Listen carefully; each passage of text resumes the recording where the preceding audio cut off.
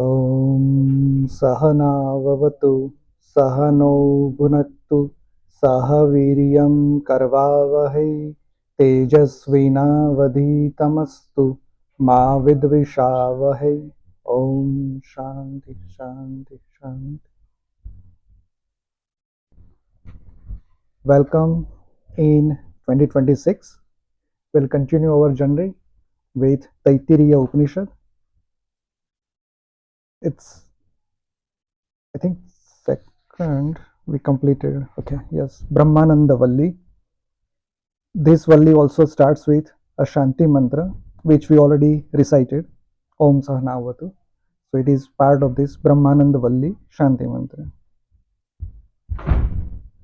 Meaning of that is, Om, may we all together be protected, may we all together be nourished, may we all together use our strengths to perform our rightful duty. May our studies be brilliant. May we never have the poison of hatred in our hearts. Peace. Brahmananda Valli, the name itself, tells us that it is going to talk about Brahma. Brahma, its attributes, and what Brahma is, we are going to define in this. So it starts with this information.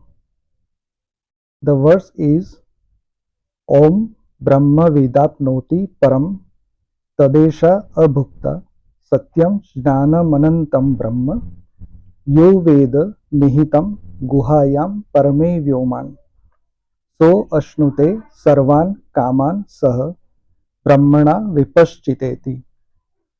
Meaning of this is Om, the knower of Brahman, attains the Supreme.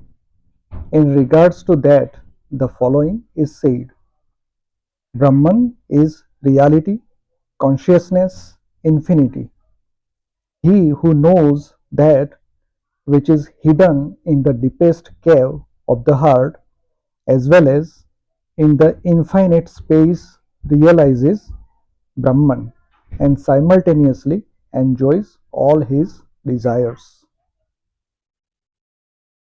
In very short verse, it is defined as well as the method is mentioned in how to know Brahma. So here Rishi says that Brahma is consciousness, Brahma is infinite, and Brahma is reality. The word used here is Satya. Satya, Jnana, and Ananta. So Satya is, we know that in contemporary term, Satya meaning truth.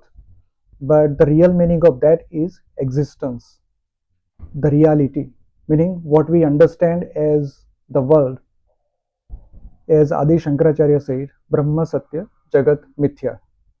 So we can say that this kind of reflects that notion which Adi Shankara popularized, I would say. Brahma is Satya. Satya meaning it's not truth. It is something which is the real of the reality, which is more real than the real world we see. But that reality is kind of hidden within our hearts, hidden within the infinite cosmos. We cannot use any instruments to measure it. We cannot use any instruments to detect it. It is something we need to realize. In the modern terms or in modern science, we all know black holes, right? But black hole has a physical entity that is called event horizon. Beyond event horizon, what happens? Nobody knows. And scientists say that beyond event horizon, the science fails, the physics fails, meaning we cannot describe what is beyond that. It's just speculation, theories, but there is no basis of that. Similarly, Brahma, we cannot say what Brahma is. We cannot say what it looks like or how it interacts, but it is there. And because of that Brahma, the Jnana is knowledge in one sense, but in the other sense it is consciousness. Because what is consciousness? That is Gnana or Jnana. knowing something, right? We know that there is a person, there is an object, there is air, there are things around us, there is gravity, there are electromagnetic waves, everything at play here. But what is hidden, what gives uh, all these attributes to various objects or living entities? That is Brahma. And knowing that is the real Gnana. And that knowledge itself is the consciousness. So, this is the definition of consciousness in a sense. We say that what is consciousness, meaning an entity which interacts with the world around it or surrounding it, and then it reacts, and that reaction generates some further actions. We call it consciousness. But in reality, it is just the definition of a result we see, a result we can measure.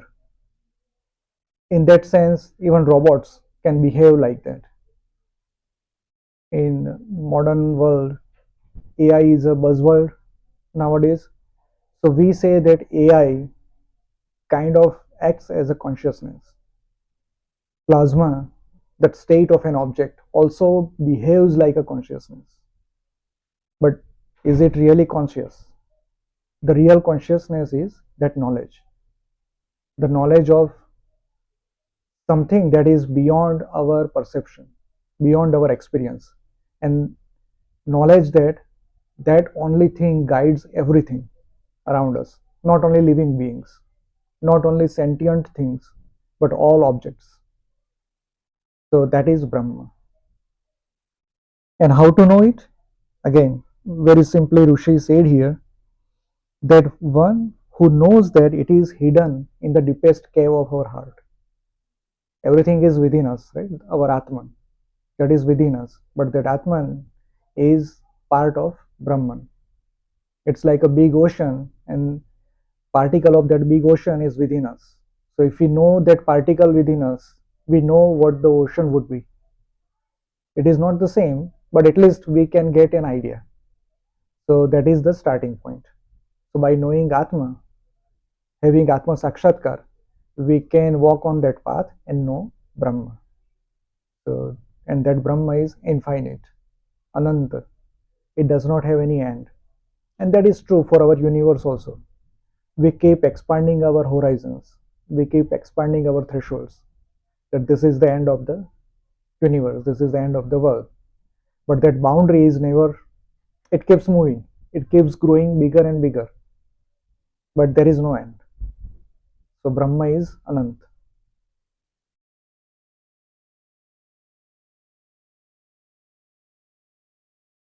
First Anuvaka. Now that Brahma is layered by Maya in multiple Atma. So it is kind of division. That division is Mithya.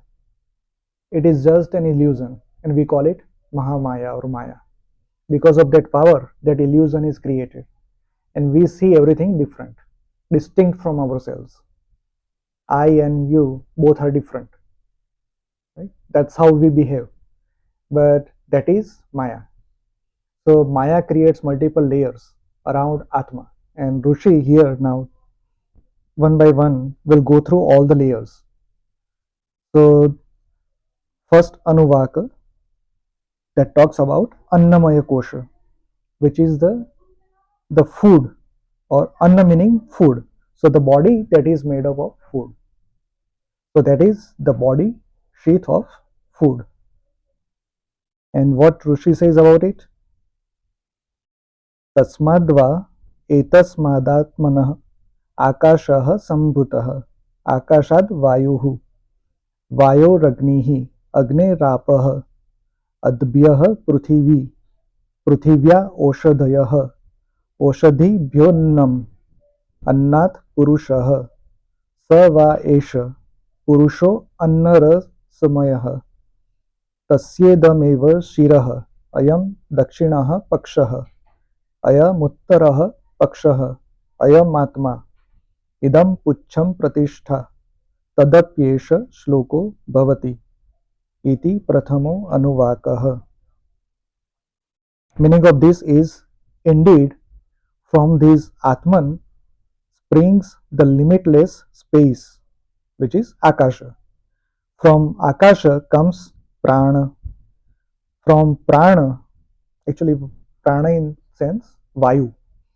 So Vayu contains Prana. So we can say from Akash, the Prana is being born. So that is air, Vayu. From air comes fire. From fire comes water. From water comes the earth. From earth comes herbs or the plants. From plants comes food. From food comes Purusha. Therefore, the essence of Purusha's body consists of food. This indeed is its head. This is its right limb or wing. This is its left wing. This is its Atman. This is what supports and tail end. There is the following shloka about this. This is first Anuvaka. So the first is Annamaya Kosha, which we can all see, we can all feel, we can all experience, we can all measure. Because when we see each other, it's the body, right? Physical body that we see, which is made up of food, Anna. So whatever Anna we consume, that Anna creates the first layer that we can see, we can have tangible experience with that, we can interact with it. Now, that Annamaya Kosha, this is the process. So Anna comes from plants. Without plant is the source of food for us. Even there are some carnivore people, but ultimately that comes from plants. Plants, where they come from? Earth. Because of earth, even earth, the plants create nourishment, but that nourishment ultimately comes from the earth, right, via its roots. Now, where does earth come from? So that comes from water. Water does not mean just water that we drink. It is more of a liquid form of matter. And we all know that there was a molten form of uh, uh, a globe or molten form of a giant ball that cooled down over the years and that became earth. Even today, the earth we see, the top layer of earth, that is just a small percentage of the mother earth. The majority of the mother earth is water and molten lava. So that is liquid water. Where does water come from? Fire. Because everything, the molten lava comes from some object that was just very hot, just like the sun. Sun is very hot, everything is molten, but that molten entity comes from fire, Agni, and that Agni comes from Vayu because of hydrogen or helium or whatnot, whatever we want to call it. That air or that Vayu brings forth the fire. Where does that air come from? Space. Even the space is empty, but it's not completely empty. There are some particles roaming around everywhere, even in the vacuum. So they get collected via certain physical rules, and that creates this Vayu, the hydrogen clouds. And hydrogen clouds, when it grows very giant, when it becomes very big, it kind of revolves around its center. And that churning creates fire. So everything becomes very fiercely hot. So that is Agni. And when it cools down, it creates various forms, planets and stars and all that. Even once they further cool down, so from liquid they become solid. So this is the process how the world is created, how this physical world is created, meaning Annamaya Kosha. So we can see that at least this is part of Yajurveda. So at least 7,000 years old knowledge, and they know all these processes. which perfectly align with modern science. The words are different, the terminology is different, but they are talking about the same thing. So ultimately, this Purusha, that Purusha is created with this Anna, and who is made up of food. Now, here Rishi creates an image of a bird.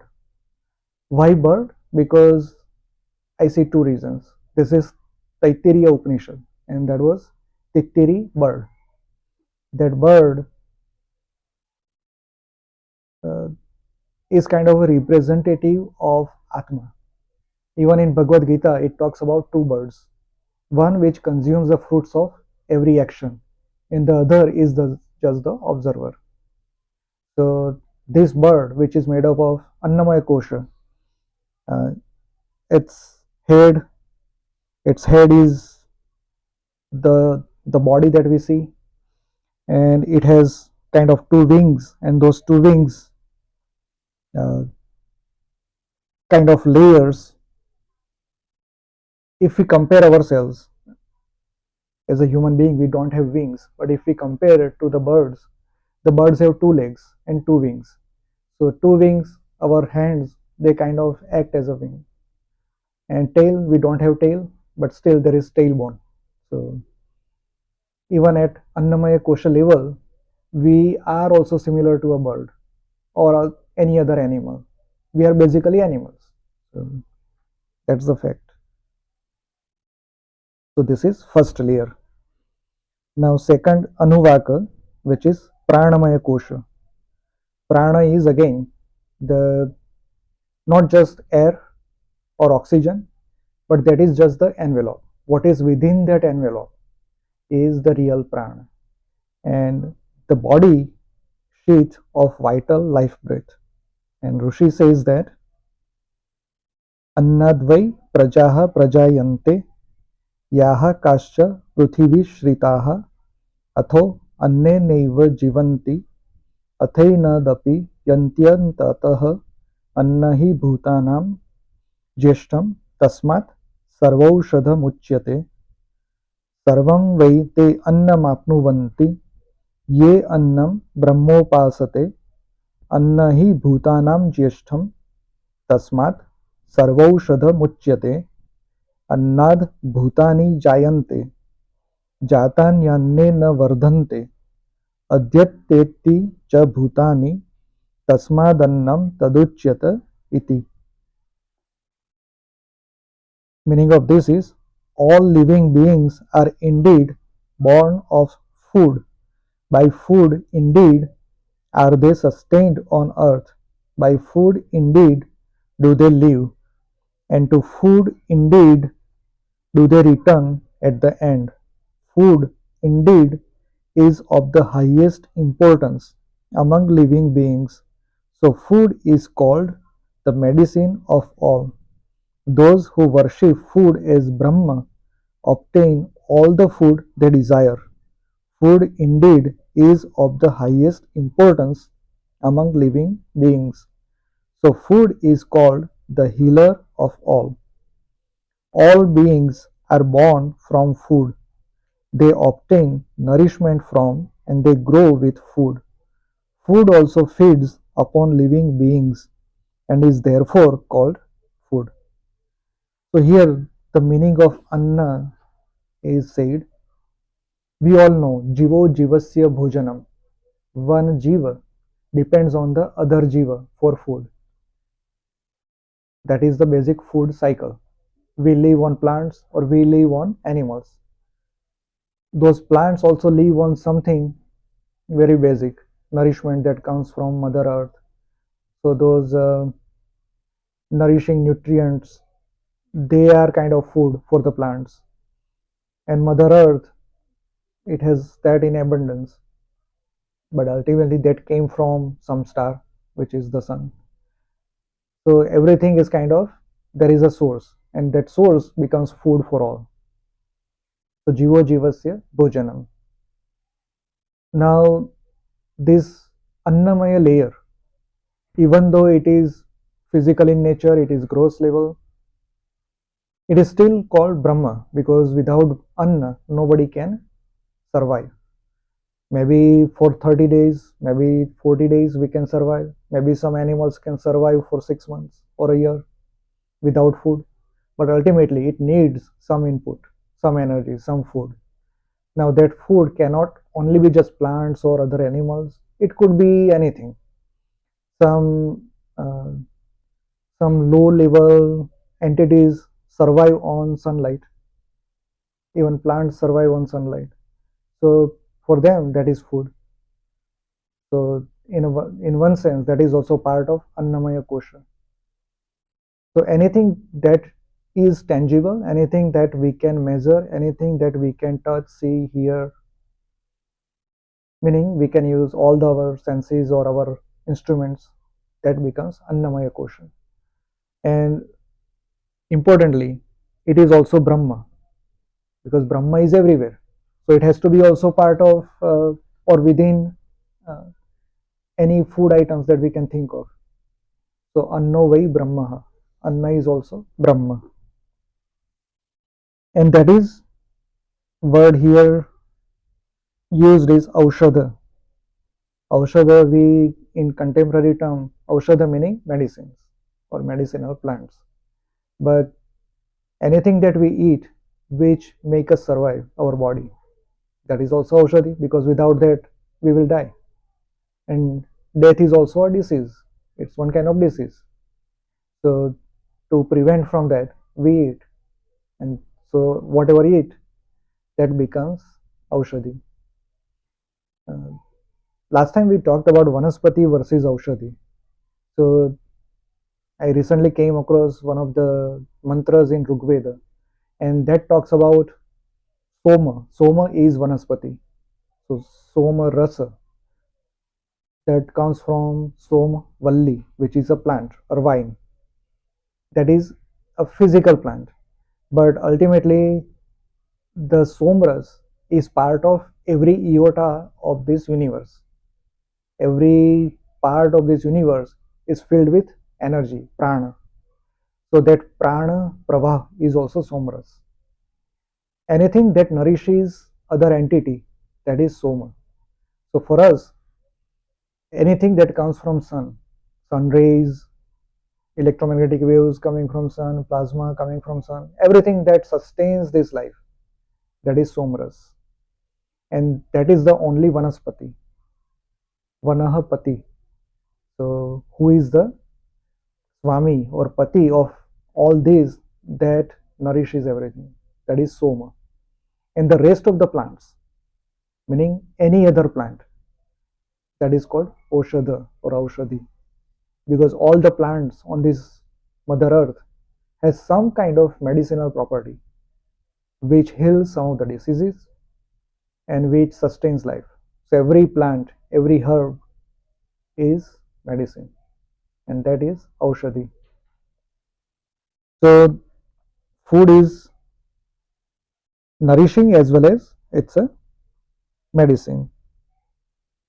Now, it is not mentioned here, and this is kind of a later, maybe in Puranas or other traditions, this has been theorized. Annamaya Kosha, we see Dashavatara, right? Dashavatara, Matsya, Kurma, Varaha, Nrsimha, Vamana, Parashurama, Sri Ramachandra, Sri Krishna, Gautama Buddha, and Kalki Madhava. So in one tradition, it is said that Annamaya Kosha represents Parshurama, whereas Pranamaya Kosha represents Sri Ramachandra. And that is also evolution in humans, because Parshurama was very fierce. Though he was a human being, but human being of earlier state. Those humans were not cultured, even though they may be living in communes or community, but they were not as civilized as we would see. So those beings, their idea of the world would stop at anna, food, hunter gatherer, we can say. So those type of people. So Parshurama, that avatara represents Annamaya Kosha, and he transitioned humanity from being Annamaya Kosha to Pranamaya Kosha. So Pranamaya Kosha is Sri Ramachandra.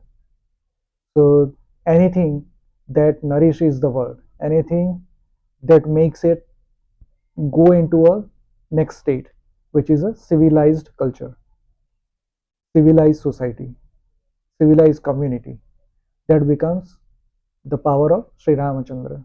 So that the Pranamaya Kosha, that evolution is made by Sri Ramachandra from Pranamaya Kosha to next level.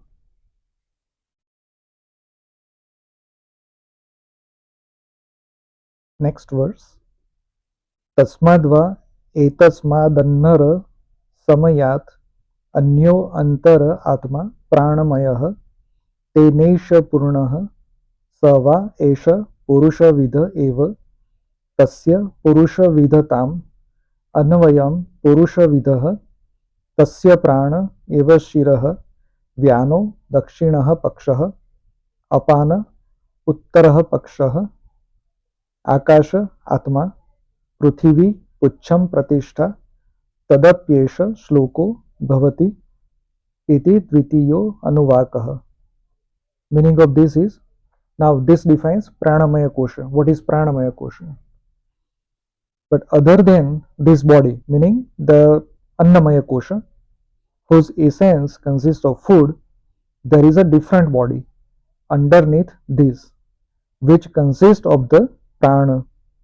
This body lies inside and fills up the former body consisting of food. This body too takes the human shape.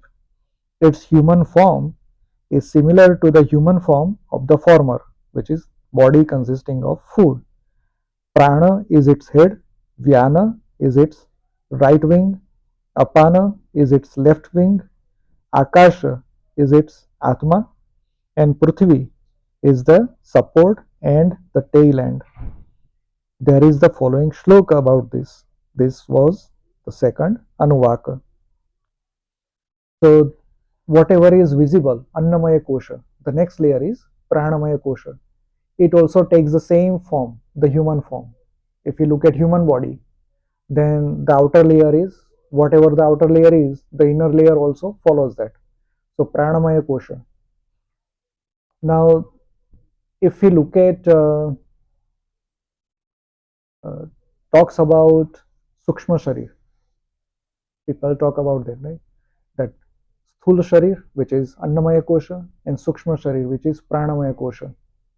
Sukshma Sharir also follows the original form, and that can be experienced via multiple instruments, so to speak, like infrared sensors or X-ray sensors or electromagnetic sensors, because human body also emits those rays. But that is not right. That is still at Annamaya Kosha level. That is still a subtle. That is not subtle. It is still at the gross level.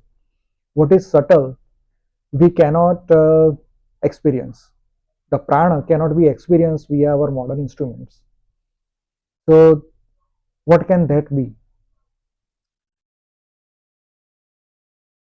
Whenever somebody talks about out of body experience, or when somebody talks about life after death, so those experience, they still have mind. During those states, they still have mind, and using that mind, they still feel that they still have a body.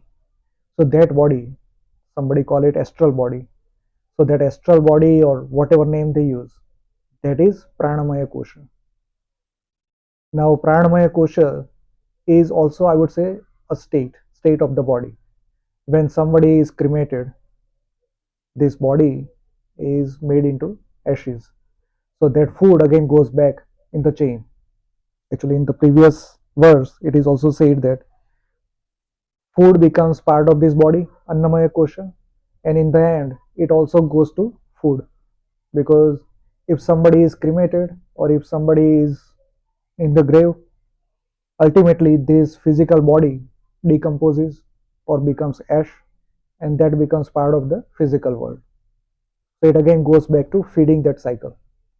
The plants again gets nourishment from those ashes or from those decomposed body or whatever. The soil becomes, that becomes the soil and becomes part of it, and again the cycle. So uh, whatever is at gross level, at physical level, there is something left. We cannot cremate that.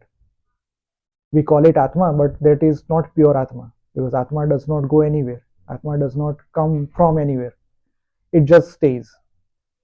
So whatever is covering that Atma, the Pranamaya Kosha, they that Pranamaya Kosha still survives some of the days. Even the body has gone, the Annamaya body is gone. Still some prana remains.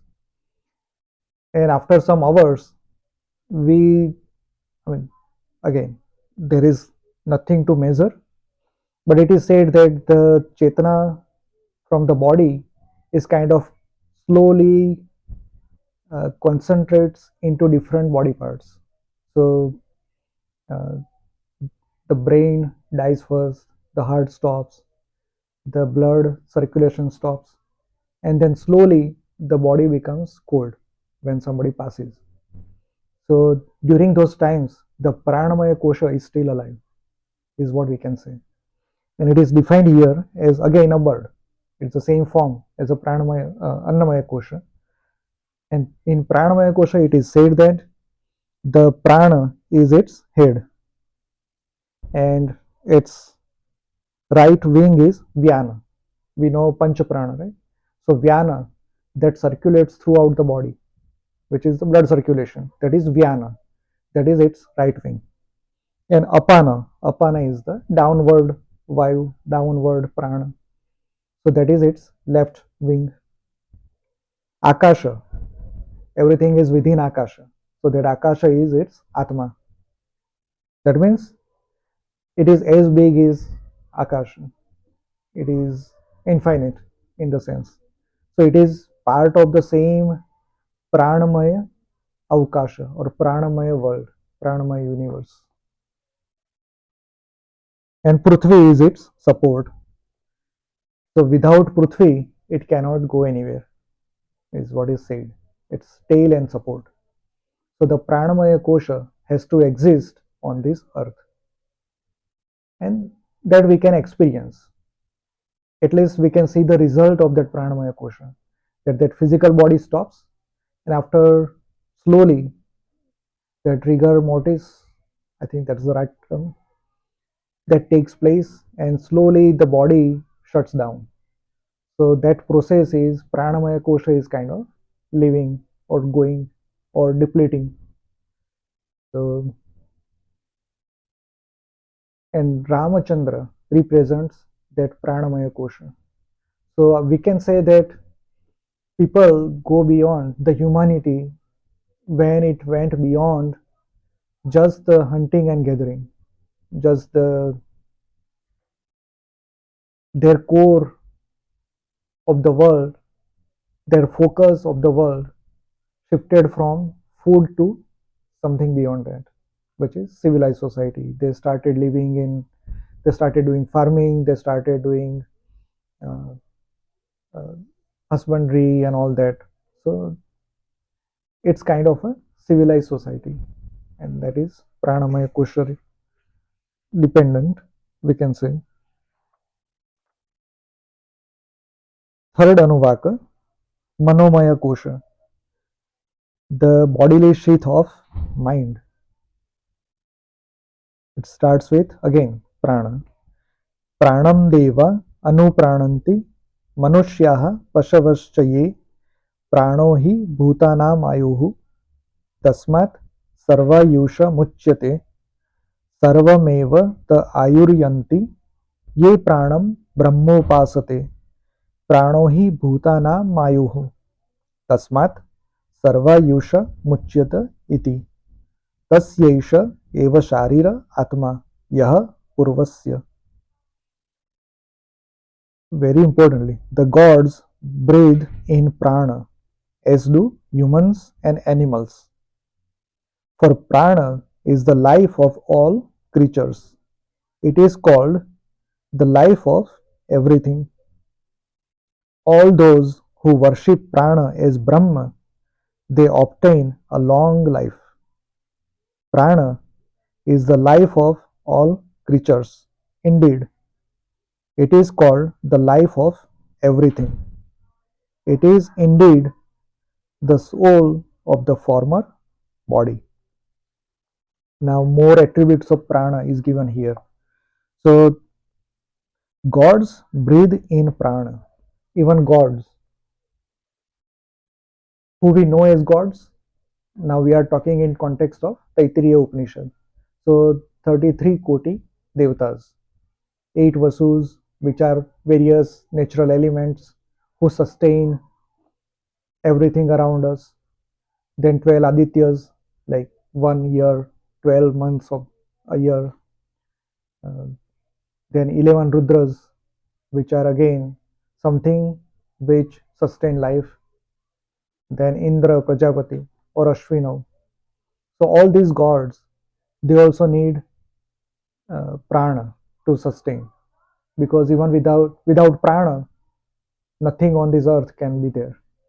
And we know the examples, right? If we look at other planets, Mars, Venus, I mean, it is said that Mars had life in past, and there were some evidences, but it no longer could sustain that because the prana is gone. It could be said that every planet has life also, and that life is over for Mars, and because of that, it could not sustain anything on that, including devas. So all these 33 Koti devatas could not sustain. They also ended there. And it's the life of all creatures, and we definitely can vouch that without prana we cannot live. Now, prana does not mean just the air or oxygen, as I said before. That is just the envelope, and whatever that envelope consists of, that is prana. And good example of that is, and I have seen this. So if a person say we stop the flow of air, the person dies. That's what we say. Once that person is dead, if we know that the heart is stopped, we know that the brain has stopped, but before that point, when brain stops, if somebody is pumped air, does the life come back? No. The heart can still pump, and the pumping of heart can still make the blood flow. Maybe mind is there or not, we cannot say. We don't have any instrument. But that person is beyond life. Just with air, just with oxygen, that body cannot be revived. That means the air or oxygen is not the only thing. There is something beyond that. And something beyond is the food for Atman. So two things has to happen. The prana is there, but consumer of prana, if that is not there, there is no life. So the consumer, the oxygen, even the body functions still happening, but that consumer is gone. So whatever is within that oxygen could not revive it. And whoever worships prana as Brahma, earlier we saw that food is Brahma, and whoever worships food as Brahma, meaning humanity of before Parshurama time. So their focus was food, and they were getting food in abundance. There were multiple plants, fruits, animals in abundance. There was no scarcity. So they were getting everything like that. And here it is said that whoever worships prana as Brahma gets long life. Now, this is debatable, but it is said that Sri Krishna lived 125 years. Right? We all know that, according to Mahabharata. But according to Ramayana, Sri Ramachandra's age is not mentioned, but what is mentioned is he ruled Ayodhya for 10,000 years. Again, this is debatable. We have no evidence, archaeological or other, that humans could live beyond 10,000 years. But the word used in Valmiki Ramayana is Samvatsara. So 10,000 Samvatsaras. If we divide that by 360, because one Samvatsara is 1 day, it can also be said. So approximately 30 years. So he ruled for 30 years. He was in exile for 14 years. So 44 years. And he got married at 16. Again, could be 16, could be 24, because he went to Vishwamitra's ashram and Vishwamitra gave him all the knowledge. That could have happened at age of 12. So he could have stayed in the ashram for 12 more years, because that was how the Vedic system was. So he could have been 24 at that time. So more 24 years. So 68 years. So maybe the Rishi is trying to say that humans before Sri Ramchandra's time had short life, shorter than 68. And we have seen that in past 400, 500 years, the average human life, though it is now very much beyond 60 years, it used to be 35, 40 years. Various reasons, not just, you know, becoming focusing on just food, multiple reasons. So to me, it looks like the humanity based on Annamaya Kosha or focused on Annamaya Kosha lived shorter than that. And Sri Ramchandra's time, they started living more. Their Ayushya kind of increased. That average lifespan increased. And we don't know any other tradition or any other text of those times that can tell us exactly what was the human lifespan. But we see that in Rigveda or in many Upanishads, they always talk about Shatam Jivema Sharadaha. So live 100 years or see 100 Sharada Rutu is what was said. So it is that was the expectation that everybody must live 100 years. So if prana is considered Brahma, it is Brahma, of course, but whoever is focus of prana, meaning breathing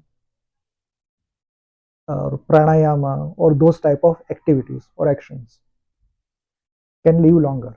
And of course, we know that, right? If somebody does take care of body by good exercise, do pranayama in those days, I think everybody used to do that. So because of that, lifespan definitely increases, and it is said here. And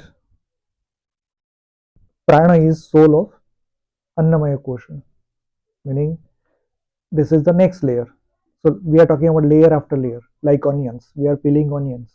So first layer is Annamaya Kosha, and for Annamaya Kosha, prana is Atma, because it is the next layer. And this is also the progression of our sadhana. So once we start practicing Ashtanga Yoga, our focus, all of our life is food, food, food. Right? So focus goes beyond that once we start practicing Ashtanga Yoga, and we focus inward. We start looking at our breath, even though not willingly or not actively. Still, we start focusing on our breath, which is prana ultimately.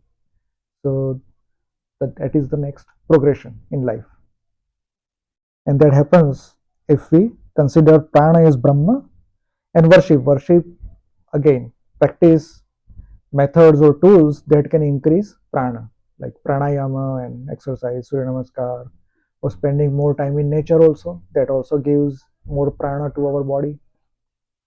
And especially sun, spend some time every day in sun, open air, with the nature. So everything, all these practices increases prana in our body.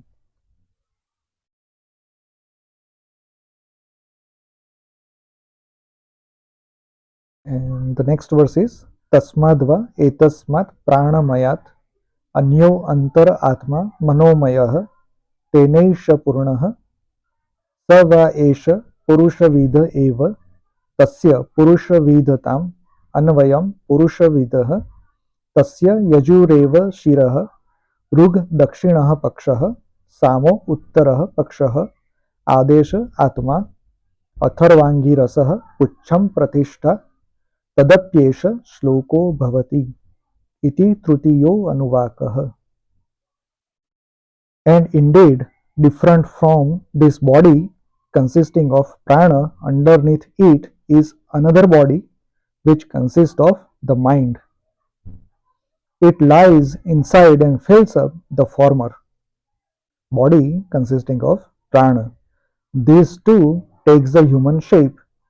Its human form is similar to the human form of the former, which is body consisting of prana. Yajur, which is Veda, is its head. Rig Veda is its right wing. Samaveda is its left wing. Teaching or Adesha is its Atman. Angiras, hymn of the Atharva Veda, are the support and its tail end. There is the following shloka about it. Thus was the third Anuvaka. Now, in the Avtara context, Sri Krishna, from transitioning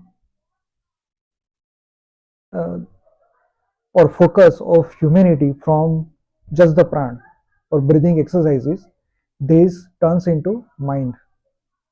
Manomaya kosha. Manomaya kosha is again the same shape of human form, and we know that manomaya meaning when the brain action happens, that is via the nervous system, that also takes the form of human body. So this manomaya kosha is also human body or human shape, and that is the third layer. And so in this third layer, it is interesting to see that Yajurveda is its head. So Yajurveda is all the homam, havan processes, rituals, various types of yajnas, again mentioned in Bhagavad Gita, that every action done in this world, if it is done with the notion that it is done for Sri Krishna and it is offered to Sri Krishna and it is consumed as if it's a fruits or results by Sri Krishna, that becomes yajna. And Yajurveda, all these are like head of that bird. Again, that concept of bird comes. And Rigveda is its right wing. So Rigveda is like an encyclopedia of those times. So everything that consists of Rigveda, that is the right wing. Samveda again, some of the mantras taken from Rigveda and can those mantras which could be sung. So that singing, that becomes part of left wing. And Angiras hymns, Angiras Sukta of Atharva Veda. Now in Rigveda, Mandal 10, Sukta 61-62, interestingly talks about atomic energy, subatomic particles. And in that context, Angiras, they are subatomic particles. So subatomic particles, part of brain activity, the brain actions, the nervous system. Maybe there is some connection, we don't know. But it is the core. No, that is the support and tail end of this bird. Uh, And teaching, adesha is it's atma. Adesha is, so whatever brain tells us, whatever that man is mind, actually brain is physical, but whatever happens within that physical brain is man or mind. And slowly science, medical science started looking at it as a different entity which does not create ideas. Medical science now starts thinking that brain is just the receptor, it is a receiving antenna, and it gets information from atma. It is not proven yet, but slowly they have started looking in this aspect of brain activity, brain function. So that man is adesha, meaning that comes from atma. Whatever atma inspires mind to act or say or create, that becomes adesha, and that is the core of manomaya sharira or manomaya kosha. So we say that I am thinking, but it's not I am thinking. Somebody else is thinking, which we are not aware, and that is telling mind, okay, this is your thought. This is how you do it. This is how you act. So that is the order, adesha, and that is the core of manomaya kosha. And that's how Sri Krishna transitioned humanity from prana, from just physical or bodily activities to mental activities. And we know his life, right? He was he played with people. Well, it is little inappropriate word, but that's how the whole Mahabharata was played. Ultimately, it was him who wanted to reset, and that's why he did all that for the greater cause or for the better of the humanity. He did all that, but he clearly showed path to humanity that now transition from just uh, physical level or something that nourishes physical body, which is prana. Go beyond that, use your mental power, and that's how the evolution started. So we'll stop here.